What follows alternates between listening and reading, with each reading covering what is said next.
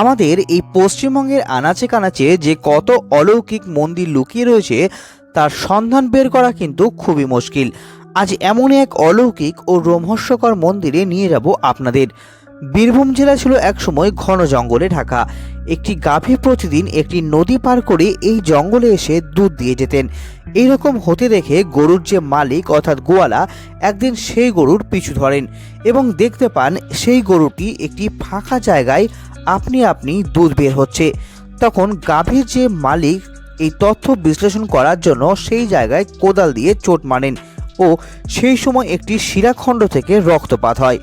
এরপর সেই গোয়ালা সেই রাত্রেই দেবাদিদেব মহাদেব তাকে স্বপ্নাদেশ দেন যে তাকে সেখান থেকে তুলে মন্দিরে বানিয়ে প্রতিষ্ঠা করার জন্য।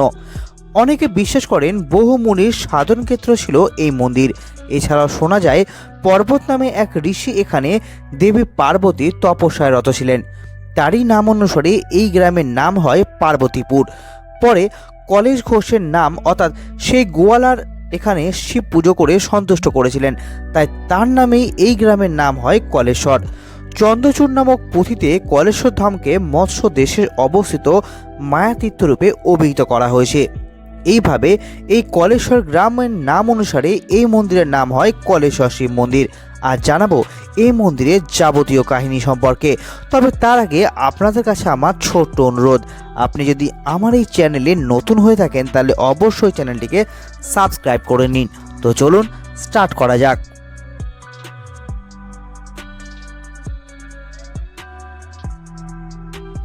আজ আমরা চলেছি বীরভূম জেলার সাঁইথিয়া শহর থেকে 12 কিলোমিটার পূর্বে কলেশ্বর নামে এক মায়াভরা গ্রামে। এই গ্রামের থেকে 1 কিলোমিটার দূরেই রয়েছে সাঁইথিয়া বহরমপুর মেন রোড। এই মন্দিরটির উচ্চতা প্রায় 100 ফুট। ফাল্গুন মাসে শিব চতুর্দশী তিথিতে শৈব তীর্থ কলেশ্বর ধামে শিবরাত্রির ব্রত উৎসব পালন করা হয়। একই সঙ্গে 7 দিন ধরে বিশাল মেলা চলে। এই মন্দিরে শিব পুজো ছাড়াও হরিনাম সংকীর্তন, দোল উৎসব, নন্দোৎসব, ভাদু, শারদোৎসব সব কিছুই পালিত হয়। শিব চতুর্দশী ছাড়া সারা বছর পুণ্যার্থীদের আনাগোনা লেগেই থাকে। এই মন্দিরকে ঘিরে রয়েছে নানা কাহিনী। চলুন সবার প্রথমে মন্দিরের প্রধান পুরোহিতের কাছে এই মন্দিরের একটু ইতিহাস জেনে নিই, তারপর আমরা জানবো আরো বিস্তারিত তথ্য। এখানে আমাদের অরণ্য বন ছিল একটা, আচ্ছা শুধু বেলের গাছ। আচ্ছা। পাশের গ্রামে নদী ছিলেন একটা দেবীদাহ বলে, গায়ে পেরিয়ে এসে এখানে দুধ দিতেন অরণ্য বনের ভিতরে। আচ্ছা নিয়ে যার গায়ে দেখে শনিবার মঙ্গলবার রাত্রিতে গায়েটা চলে আসে এখানে নদী পার হয়ে, নিয়ে সে গোয়ালা ছিলেন। গোয়ালা গায়ের পিছুতে রাত্রিতে পিছু ধরেন, পিছু পিছু এসে দেখছে অরণ্য বনের ভিতরে দুধ দিচ্ছেন। আচ্ছা। তারপর উনি দেখেন যে এখানে দুধ দিচ্ছেন, পাতা টাতা থাকে বনের মধ্যে সরিয়ে দেখে হাওড়া নিয়ে এসে দেখেন, নিয়ে দেখছি যে বাবা অনাদিন এখানে চোট মারা কি আছে দেখুন। চোট মারার পর দেখছি কি বাবা আর বাবার রক্তপাত হয়, অত স্বপ্ন দেয় অনাদিঙ্গ শিব। নিয়ে ওর ঘোষের নাম ছিল কলেশ নাম। আচ্ছা। তখন রাজা রামজীবন দেখলেন ইনার নাম, তখন বাবা ওখানে স্বপ্ন দেয় রাজা রামজীবনকে, নিয়ে বাবা মন্দির প্রতিষ্ঠা করে। আচ্ছা, তখনই মন্দির প্রতিষ্ঠা করে। আচ্ছা আচ্ছা। এমনি মোটামুটি মন্দির কত বয়স, কত বছর? 46 সালে 18 ভাদ্র করে ইয়ে হয়েছে। 1366। এর পূর্বে মন্দির ছিলেন, তারপর এটা হচ্ছে তৃতীয় মন্দির। আচ্ছা আচ্ছা আচ্ছা। এটা নতুন করে সংস্কার করা হয়েছে। আচ্ছা। এছাড়াও শোনা যায় এই জায়গায় একসময় নাকি কলাসুর নামে এক অসুর বাস করত এবং কাছাকাছি বেলগ্রাম নামে একটি জায়গায় বিল্লাসুর নামে আরও এক অসুর বাস করত। এই দুজনের মধ্যে সদ্ভাব ছিল না। কলাসুর ছিলেন মা দুর্গা ও বিল্লাসুর ছিলেন শিবের ভক্ত। কলাসুরের মেয়ে কলাবতী ভালোবেসে বিয়ে করেছিলেন বিল্লাসুরকে। তাতে কলাসুর বিল্লাসুরের উপরে ভয়ানক রেগে যান এবং বিল্লগ্রাম জয় করতে রওনা হয়। ফলে উভয়ের মধ্যেই ভীষণ যুদ্ধ হয়, কিন্তু মা পার্বতী ও মহাদেবের চেষ্টায় উভয়ের মধ্যে সন্ধি স্থাপিত হলে তারা শিব দুর্গাকে উভয় নামের মধ্যবর্তী কোনো স্থানে চিরকাল রেখে দিতে এবং কলাবতীর নামে শিবের নাম কলেশ্বর হবে এমন প্রার্থনা জানায়। এরপর প্রার্থনা পূরণ হয়। তারপর থেকে গ্রামের এই দক্ষিণ পূর্ব কোণে কলেশ্বর শিব মন্দির প্রতিষ্ঠিত হয়। আবার লোকমুখে শোনা যায় যে গোয়ালা ছিলেন অর্থাৎ কলেশ ঘোষ, তিনি শিবের পুজো করতেন এবং শিবকে সন্তুষ্ট করেন। এরপর কলেশ ঘোষের নাম অনুসারেই এই গ্রামের নাম হয় কলেশ্বর। পূর্বে যা পার্বতীপুর ছিল তার নাম অনুসারে পরবর্তীকালে কলেশ্বর নাম হয়। ভক্তদের বিশ্বাস প্রাচীনকালে বহু মুনি ঋষির সাধন ক্ষেত্র ছিল এই কলেশ্বর ধাম।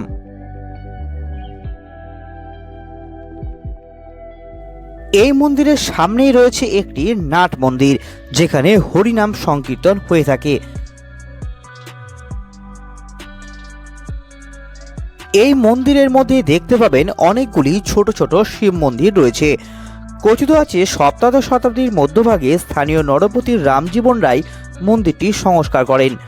তারপর মন্দির নির্মাণে এগিয়ে আসেন মুর্শিদাবাদ জেলার রাজা ধীরেন্দ্র নারায়ণ রায়। মন্দির নির্মাণে লক্ষাধিক টাকা ব্যয় করেন। অবশেষে 1347 খ্রিস্টাব্দের 28শে মাঘ এই মন্দিরটি পুনরায় নির্মাণ করা হয়। এই মন্দিরের মূল গর্ভগৃহে রয়েছে শিবের কোষ্ঠী পাথরের লিঙ্গ, আর রাজা ধীরেন্দ্রনাথ রায় 2 মণ ওজনের পার্বতী দেবীর অশ্বধাতুর মূর্তিটি দান করেন। এছাড়াও মন্দিরের গায়ে পুরনো বিভিন্ন দেবদেবী ও তাদের নানা লীলা দৃশ্য ফুটিয়ে তোলা হয়েছে। বিশাল এই মন্দিরের স্থাপত্য রীতি ও বৈচিত্র্য পরিচয় দেয় শিল্পী মননের দক্ষতা এবং নান্দনিক মূল্যবোধের। একদম রাস্তার উপরে রয়েছে এই মন্দিরটি। মন্দিরের সামনেই অনেক দোকান রয়েছে, যেখান থেকে আপনি পুজোর সামগ্রী পেয়ে যাবেন, এবং মন্দির প্রবেশের সামনেই দেখতে পাবেন শিব ও মা সতীর একটি মূর্তি রয়েছে। এবং মন্দির প্রবেশ করেই আপনি বাঁদিক বরাবর যদি হাঁটেন, অনেকগুলি মন্দির আপনি দেখতে পাবেন।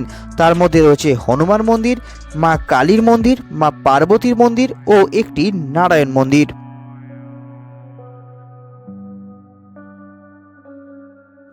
এই মন্দির চত্বরে আরও অনেকগুলি শিব মন্দির দেখতে পাওয়া যায়। এছাড়াও মন্দির চত্বরের মধ্যে বেল, হরিতকি, মহুয়া, গুলঞ্চ বিভিন্ন গাছ আপনি দেখতে পাবেন।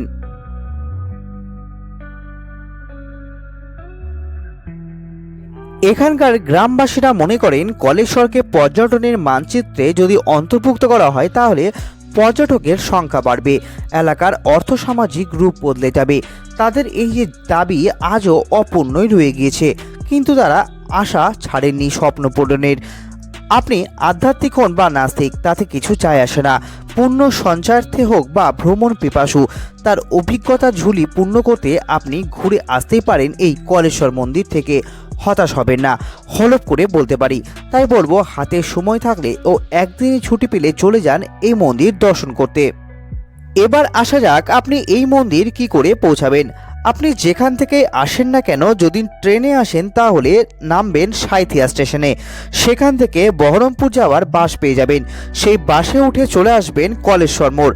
কলেশ্বর মোড় থেকে অটো ও টোটো পেয়ে যাবেন ডাইরেক্ট এই মন্দির আসার জন্য। অথবা আপনি যদি চান সাঁইথিয়া থেকে বাই রোডও আসতে পারেন। সাঁইথিয়া থেকে এই মন্দিরের দূরত্ব মোটামুটি 22 থেকে 23 কিলোমিটার।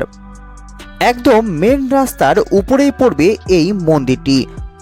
ভিডিওটি কেমন লাগলো জানাবেন, সাথে অবশ্যই লাইক ও শেয়ার করবেন। এবং আপনি যদি আমার এই চ্যানেলে নতুন হয়ে থাকেন, তাহলে চ্যানেলটিকে অবশ্যই সাবস্ক্রাইব করে নেবেন। নমস্কার, ধন্যবাদ।